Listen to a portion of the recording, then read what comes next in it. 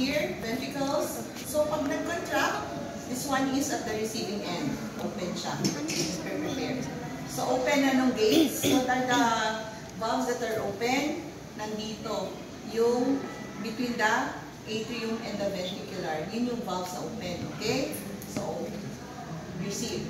Then once napuno na to, since ang pressure is high na, then this one is ganon. Tapos, pag ganon na siya, stop. Magsasara yung valves. Okay, the valves will close, and then the ventricles will are stimulated already, and then will contract. So it's like that. No, parang si Scream. Okay, Scream. Yung maskara, di ba? Scream. Ayan, di ba? Para madaling matandaan. Yung Scream. Okay, so the cardiac muscle action potentials, it's basically the muscle contraction action potential. So what's being used? The common, what's the ion that's you always think about? Calcium. Did you get it in your exam? The calcium. Okay. So the polarization phase is, what is it? The polarization, that's the beginning of the muscle contraction. So the sodium ion channel opens, and then what happens? Both channel opens, okay? In the blood phase, the sodium channels closes, some potassium channels open, calcium channels remain open. Okay? Yan yung phase ha. Then your repolarization. Repolarization is going back to its resting state, no? So the potassium channels are still open, calcium channels are closed. Okay? So the plateau phase prolongs the action potentials by keeping the calcium channels open. Okay? So sa skeletal muscle action, it takes 2 milliseconds lang. Millisecond. So it's such a fast action. So in cardiac muscle naman, they take 200 to 500 milliseconds. So anong mas mabilis? Sa skeletal muscle, di ba? Kasi sa cardiac muscle, medyo may relay. They have a relay. Di ba? Doon sa kanina, the node, relay yun ng nerves. Okay. So, I will not be asking questions here. It's just like a graph of what was shown earlier. So, conduction system of the heart. Yung sinabi, yung sa picture, the one that you took a picture of, yung may mga yellow, those are the nervous system in the heart. No? So, it's the conduction system. The one that you saw earlier is what you call conduction papatong. Pangiti siya sa akin. Hindi naman yung base na ayos. Just playing with it. Kala ko nagpapatawag sa akin kasi tatawa talaga ako. Alright? So, what do you call that system? When you're talking about the action potential and the nervous stimulation, you call that the conduction system of the heart. No? May sarili siya. Okay? So, it starts in the sinoatrial node. Okay? Why? Because the pacemaker is there. Then, actually the SA node is the pacemaker itself. Then the atrioventricular node, where is it? Sa inyong kanina. Parang grounded siya, no? So, what? Alright. Eto, try to look for that there. Atrioventricular, meaning in between your atrium and your ventricles here. Alright, here. Nandun sa gitna niya. Okay, travel down there. Ito? Parang nakatakot naman ito. Okay, then the atrioventricular bundle. Okay, yung bundle doon sa baba. Then mag-divide siya into a right and left bundle branches.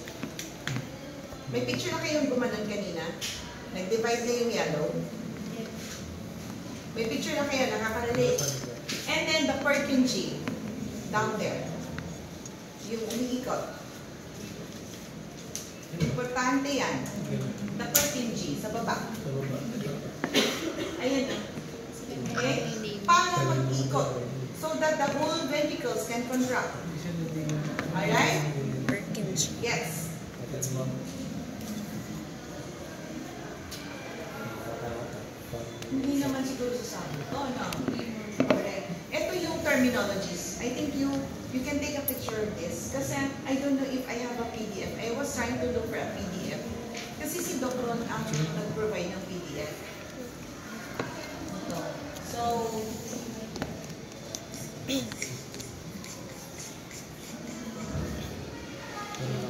anak na ginagawa. Pero siya yung nagkakaano. Hindi naman tayo sasabog, right? Okay, so ito na yung sinasabi ko kanina. In summary, functions is the best pacemaker is a node. Ito yung sinasabi ko kanina. Okay, yung AV node nyo, it's in the lower portion of the right atrium.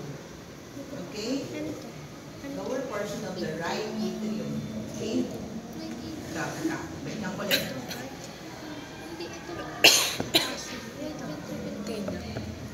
Nakita niyo yung yellow? Oh, nasa taas. Ayan siya.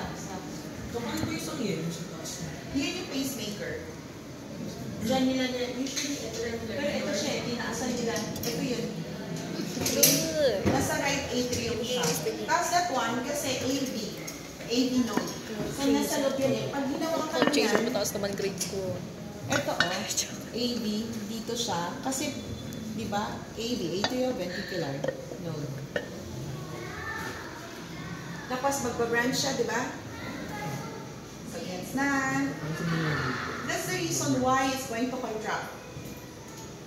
So, basically, ito yung definition ng AV node. It says here. Okay? Connected sa line. Kaya 500 millisecond lang siya because it has to travel.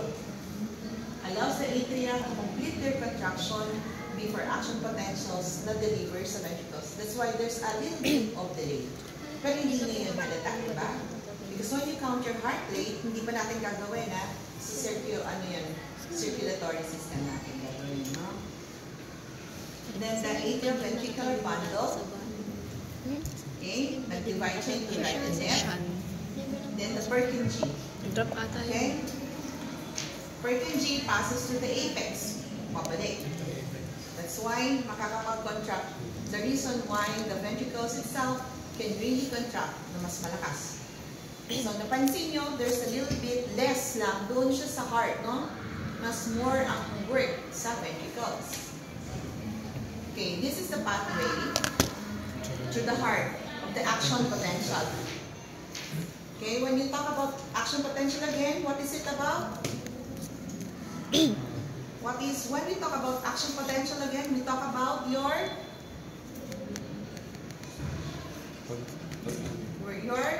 muscle contraction. Remember, that's the communication. That's the way they communicate. Okay, sa potentials, action potentials. Muscles, also remember, action potentials. Because sa nervous, meron din tayong tinatawag na potentials, no? So, SA node, AV node, ito na summary, AV bundle, then right and left, then Purkinje. That's the pathway, ha? Okay, so ito na siya, more detailed illustration. So, if you want mas detailed ito, kaysa sa previous one. Okay, so starts from the top. Second to the AV node. Wala dito yun. Then the branch. Yun. Bundle branch. Okay, so we're done. Okay, what is EKG? Have you ever heard of ECG? Mother nyo. Mother nyo. Mas younger ba sa akin? When a person approaches 40, part of the annual fee is ECG. It's a graphic. Actually, it's like a line representation of the voltage of the heart. No? So it's electrocardiogram. It's not really a picture. Even the echo is not a picture, it's an echo. But somehow it's graphic na rin siya. Kasi yung mga sounds that it's emitting, nata-translate siya into a graph. Okay? So, just like ECG or EKG, it records the electrical events in the heart. You know that it's electrical, right? di ba? Electrical, kasi meron tayong ions, di ba? Okay? And even the nervous system, it's more on, ano rin, di ba? Electrical. Okay, so to diagnose the cardiac anomalies. No? And then, may P wave, we have the P wave, QRS complex, and then the T wave. Ano yun? What are you talking about? That's what happens to the heart. The ECG is a representation of what happens to the heart. So the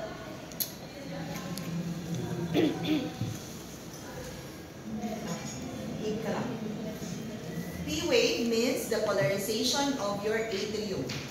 So if you saw earlier, yung nagano ng atrium, P wave yun. Then the QRS is the ventricular contraction, the polarization din yan. QRS, no? Then the T wave will be the repolarization of ventricles. But you don't have to worry, no? Kasi yung professor na lab instructor, yung professor mahilig magpa-ECG, hindi niya handle to. So hindi ka mahirapan because this was asked previously sa section niya. And they had a hard time. Just like that. Okay? So P wave means your atrial, the polarization. QRS will be your ventricular. And then this is the, okay, easy to remember, no? So if there's a delay, may mga ano yan, but I will not ask you to memorize, just good for you to just remember. But you know, medtechs, you can work in a cardiac station. I encountered the medtech assisting in the cardiac station. Okay? So you might not like to be in the laboratory, so you might want to be in the cardiac station, tuturuan kayo niyan. That's why meron tayong medtech talaga ng instructor that he knows that. And may value yan. So when there's a prolongation, it means there is a delay. That means the heart has become bigger. Kaya it takes a little slower pa siya. Why? Because it has become bigger. Right? So the action potential has to travel, medyo lumaki na eh. That is heart enlargements. Okay? So what is a cardiac cycle? Pag sinabing, give me essay, a cardiac cycle. So everything that we discuss physiologically, yung trace of the blood flow, together with the action potential traveling, the conduction system, that's a summative description of all the events that's happening during one single heartbeat. You try to feel it, and then it's so fast, right? So fast. So, galing nila, no? How they were able to record it all. So, isang beat lang yan. Kaya ang bilis, no? Okay. So, yan na yung cardiac cycle natin. If you will be able to memorize those things I said earlier, then perfect, because you will be able to say in an essay form, the cardiac cycle, kung mamememorya nyo, no? Okay, so this is the heart chamber contractions, no? Anong ginagawa nila? What happens? There is pressure changes within the heart. Okay? Pressure changes are responsible for blood movement. Pressure changes. Why? Pag ganun, ang pressure niya malakas, right? So to propel the blood to the ventricles. So blood from high to low, i-receive niya, right? So ganun lang. This is a summary of what I discussed earlier. Okay, so when we talk about systole, what happens during systole? Systole is contraction. Alright? Contraction. Diastole is opposite is relaxation. Okay, so when you talk about atrial systole, that means your atrium is okay. So this is terminology. Familiarization with the terms. Para hindi tayo nalolost. Then, this is cardiac cycle again, together with everything that was earlier. Nakita ninyo. Ito rin yun. Still the same. Diba? Pareho lang. Because Silly, I noted Silly is like spoon feeding. It keeps on repeating, no? Sa kanyang mga PowerPoint. Pero sa libro ni Silly, if you read the PDF niya, if you have, and then the physical book, it's a long story. So, ito yun. So, what I always say is, if you have a hard time reading the book, try to look at the summary. Read first the summary, then go back to the long story. Alright? For you to understand. Okay. So I will not be asking that kasi masyado na yan technical. So the heart sounds, how are they being produced? Okay? Because of the closure of the heart valves. Oh, diba? Yung pag ganon, di ba, open. Pag may problema yan, there is a heart sound na extra. So, kung wala, if there's no problem with the heart, it's a silent lang, papasok na yung blood to the ventricles, the chamber. Then, pag mag-contract siya, pag puno na, pag-contract, blood, magsasara. Okay? So, that's why, yan, magsasara pag napuno na ganon. So, magsastart na siya, di ba? Magko-contract. Pag magsasara na siya, ano mangyayari? Pupulda niya to. It will be pulled. This one will pull the cardiac tendinae and the papillary muscles. It will pull in. Okay? So, hindi siya, this one, the gate, will not be ballooning here. So, ano siya talaga? Okay? So, pag nag-close, that's the closure. That's the heart sound. Alright? Are you not having a hard time there? I keep on looking back at you. Why don't you sit here? Okay? So, it would be best if someone can bring a stethoscope next time, because this is what we do in the laboratory for you to be able to appreciate your heart sounds. No? If you have a stethoscope, kindly bring next time, next meeting, okay, so that we can do that. I don't know, maybe I might discuss with Dr. because for you also to appreciate the heart sound. No? And I will make you count your heart sounds, your heart rate, right? And then the first heart sound makes a love. Love. Then the second is dub. But when you listen, it's not a dub, it's a dub. Dub, dub, dub, dub. Like that. No? So the first heart sound is due to the closure of your atrioventricular valves. Okay? Kasi, di ba? It will see the ventricles that close. Okay? That's the first. Then the second heart sound is due to the closure of your semilunar. Saan yung semilunar na ngayon? It's going this way to the aorta, and then the other is to the pulmonary. Okay? The valve there. May closure. Because pag walang valves, if there's no valve, may tagas. Okay? So what's the function of the valves? To prevent the backflow. Okay? To prevent the backflow of the blood. Alright? So you will be hearing this. These are your, when you're going to try to auscultate, pakikinggan ninyo, you will be hearing, here, ano yan? What's this? Your aortic semilunar. Kasi nandito siya, di ba? Ang aorta. So, best to be heard here. Alright? So, this would mean, ito yung going to your system. Okay? So, when you try to hear here, medyo faint, especially when the person is kinda obese. It's hard at this rate. Why? Because of your sternum. This is a bone, right? It's just underneath. But if you can hear that, then you will be hearing your tricuspid. Why tricuspid? Because I told you anteriorly, that's why I like it here, your ventricles. Diba? What is, I mean, your right ventricle, diba? Right? Right. Then here, this is your apex. Okay, the apex. And what can you hear? The bicuspid. Exactly. What is the bicuspid? The mitral. Mitral, okay? And then the pulmonary. Alright? So, apat. You try that with the stethoscope. If you have a stethoscope at home, you try. Okay? Okay, so about the regulation of heart function, the stroke volume. Okay, this is the volume of blood pumped per ventricle per contraction. So you have 70 ml per beat. 70 ml. gaganyan ka naman. Tumingin ka naman doon, iho. Because, you know, I'm a person who really likes to, pag may funny face, I tend to really, I'm not so hard to please kasi madali po ako talagang matawa. No? So when you do that, matatawa talaga ako. It's a good thing I'm not drinking, no? Okay, heart rate will be the number of beats in a minute, per minute. So what's the normal? They said it's 72. I beg to disagree.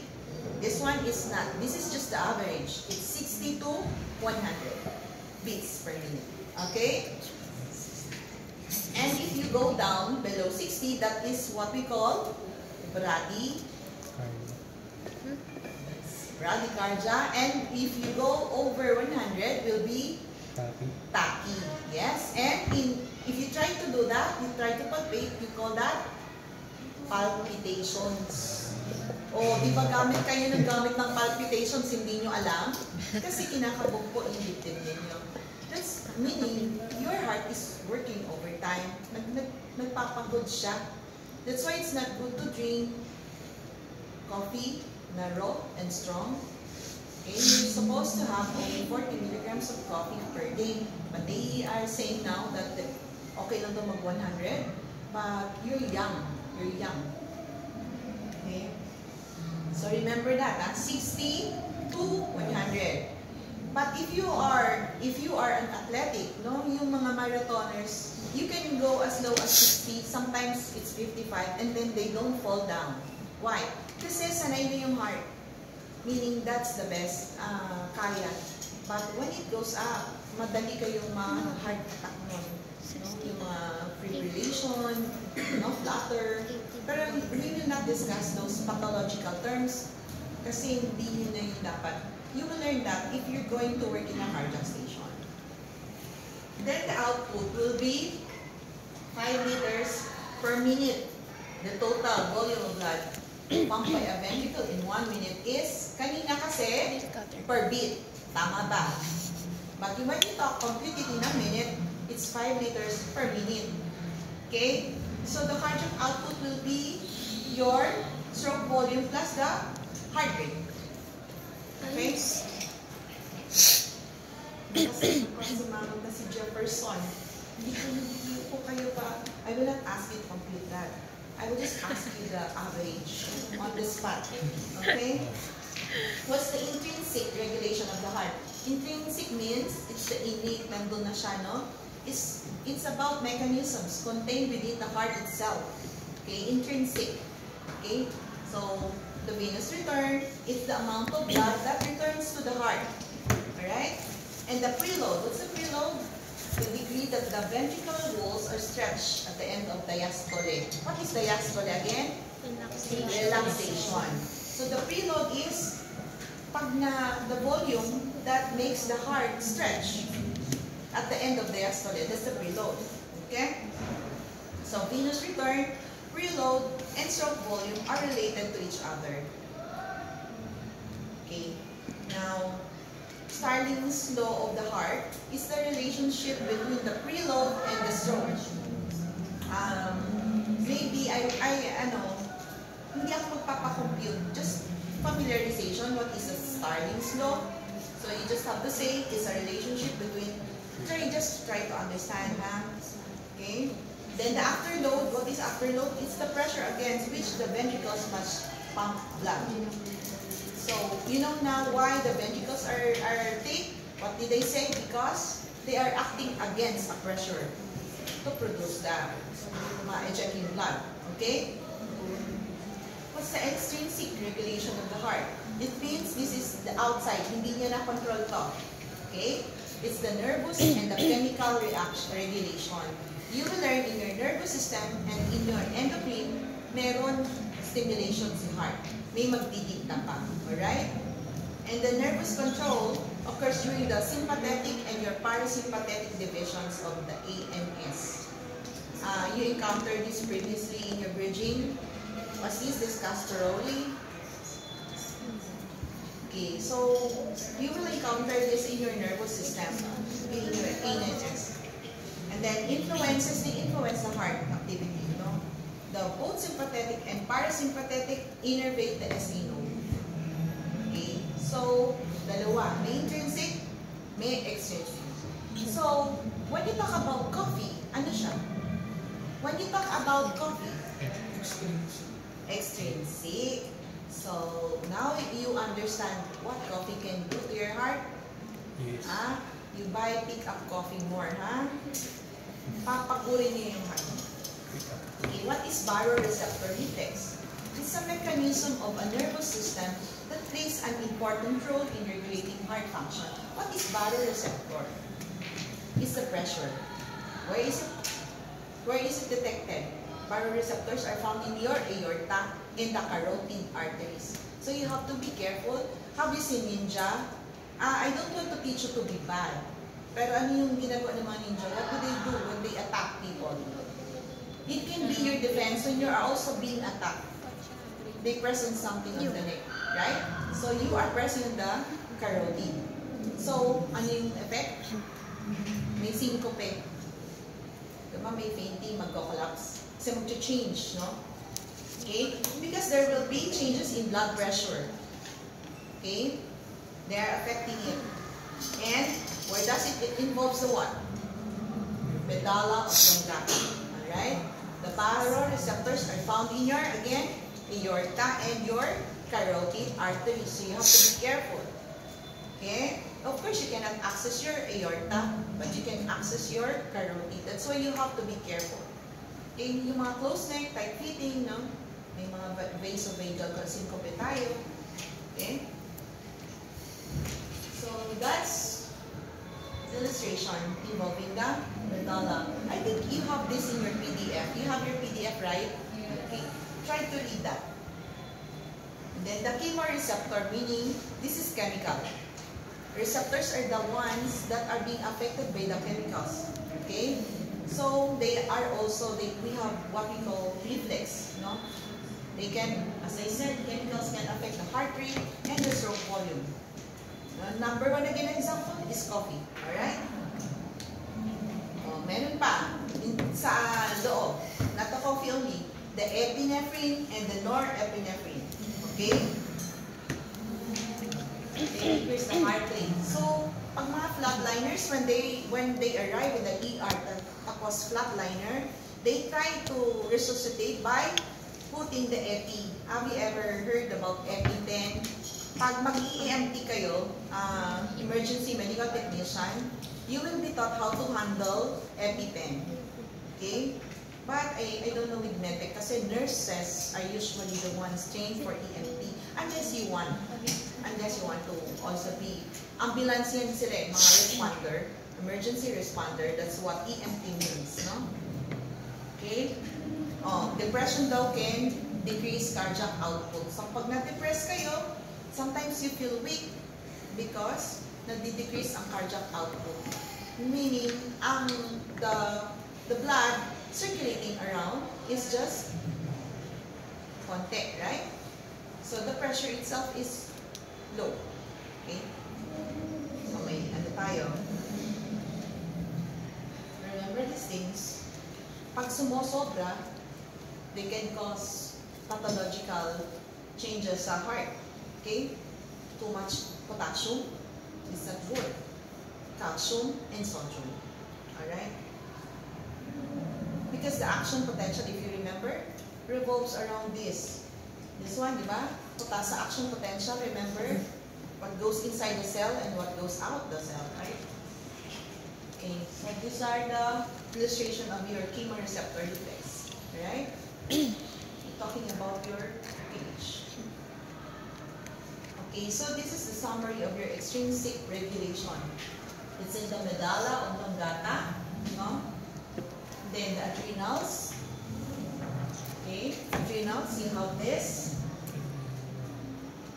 Circulation, epinephrine, affecting the, this one, the parasympathetic and the sympa. Ano to ulit? Again, what's that yellow thing? SA, no, you have to understand this is physiology. And what about here? Your baroreceptor. Diba dito, yung reflex, it senses changes in the pressure. And in the neck, diba, carotid. Okay, ayun, carotid going up to the neck. Okay, yan yung mga receptors. And then, ano pa ba? Wala na.